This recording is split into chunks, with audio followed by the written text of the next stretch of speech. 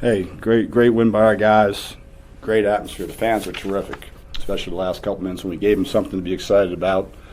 Really proud of Brandon. He struggled a little bit at Cincinnati the other night. Brought him off the bench and, game winner. But a great play. He just back cut. He made a good basketball play, and we had a lot of big plays by a lot of guys, but that one obviously was the biggest. Coach, you trailed by 19 in the first half. What was giving y'all so much trouble early on? Was it the defense, maybe the outside noise and the emotions playing a team like Memphis? I think there's a number of things that it was. Obviously you can't simulate their length and athleticism is one set until you see it. I thought we were off guard a little bit. We had some bunnies around the basket that we started looking around, and Darren will do that to you, and Bates and those guys will do it to you, and Minot will do that to you. Had us looking around a little bit, and I didn't think our offense was way off kilter because we were bad offense. We gave up way too many easy baskets. I mean, they had a number of points. I don't remember the exact number of points in the paint in the first half. It was in the upper 20s. I think it was 28 points in the first half, and you can't have that happen. Earlier in the week, you talked about wanting to reverse the ball a lot to get better shots. Do you feel like your team did that well tonight? Yes and no. They make it so hard. I mean, there's times we did a good job of shortening and really not giving up too many pick six to those guys. But I thought their length and sometimes we were denied made us have to go the other way. And I thought the guys in the second half did a better job of cutting. I mean, sometimes you can't get open. Instead of standing, if you cut, it opens up a tag or creates some opportunities. I thought the guys did a better job in the second half. Coach, can you tell us how you told the players at halftime, because it seemed like they really responded to you in the second half?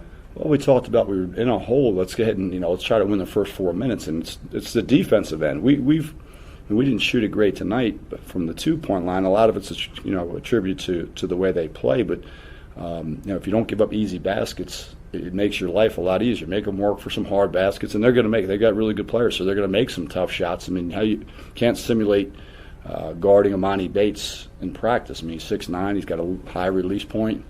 We don't have anybody like that, so you don't know and then you have to figure some things out. I thought Tremont really played a great game. Tremont had a lot of deflections, a lot of things, and even despite some of the things, I mean, how many loose balls do we have in our hands that we ended up giving up points to them? Those are things we've got to, all those things we've got to clean up. Coach, when Brandon made the shot and everybody rushed the court, what was kind of running through your mind after that? I hope it counts. I mean, that's the first thing. As soon as they showed it on the board, it was clearly out of his hand. I mean, it wasn't even close. But that's their job. They need to do that. I think the other thing was the referees did a good job of going back and checking, because they put 0.3 of a second back on it. It was 0.7 originally, and then they went back and reviewed, and it was a second. So that also, because if it wasn't a second, I don't know that would have counted. Was there anything special with that inbounds play, or is that something you guys run often? Or it was something we were drawing up because we have a short clock shot, and we didn't have our regular personnel in there. But the other problem was we figured they were going to try to overplay, and anything towards the basket was going to be a quick one. And we tried to get the bigs lifted so Darren wasn't around the basket. We were afraid if we had him around the basket there was going to be a problem. And so we moved everybody else up the court. And Brandon, to tell you the truth, just took a step, back cut. He's a little bit taller than Harris, as you can see, and made a great play. Because you have to do that on the fly without a timeout, too. Well, that's one of the keys was, them having to go and review the clock. I mean, we were able to talk to those guys while they were reviewing the clock. I almost used all of our timeouts in the first half because we were in trouble. Coach, are you getting used to these buzzer beaters? I think it's like 3 at home. That's 3 of the 4 games have been a last possession. Obviously we hit a shot to go in overtime against Tulane, and then Temple hit a shot at the buzzer to beat us, and we hit a shot. So I don't think you ever get used to it, but it was it was good to come on the victorious side. What have you seen out of Javon Small? I noticed he's been playing more the past couple of games and contributing as well. It's with JJ out, it was hard in this game because they're so big, and we couldn't play small. There'll be some other games you can play a little bit smaller guys on the perimeter, but he's gotten better in practice every day. He's been working. He's had a good attitude.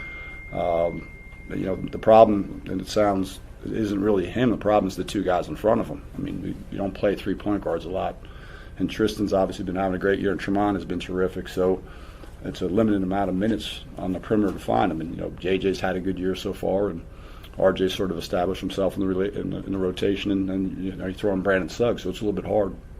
think with about 8 minutes to go in the second half, Tristan shot the ball once in the second half. But I mean, he's contributing elsewhere. But you want to see more out of him? Well, they were sometimes? face guarding him. I mean, they did a good job of face guarding him, and I think he did a good job today when he was off the ball of moving. And the other thing is, it doesn't sound like much, but sometimes even if he doesn't have the ball, they're going to guard him, which opens up the floor for other guys. I mean, sometimes you say, well, he didn't touch it. Well, they're going to guard him. We've played with guys that you don't have to guard him, so you're playing 4-on-5 offensively. They're going to, wherever he is, they're going to know where he is, and that distracts somebody from being a helper. What did you think of Frink's play tonight? Just a lot of big baskets for you down the stretch. Yeah, he had a couple big ones, and I mean, he can score down there. I think he's, as he eases himself into shape, I mean, he played 30 minutes, which is the most he's played. He's going to continue to plug away, and I thought he had a couple, that he probably should have shot, and one or two that he probably shouldn't have. We had some people open on the backside of it, and they do a really good job of swarming. But I thought he's going to be a force. He can score down there. He's really skilled. Got a nice touch. We need to keep getting him the ball.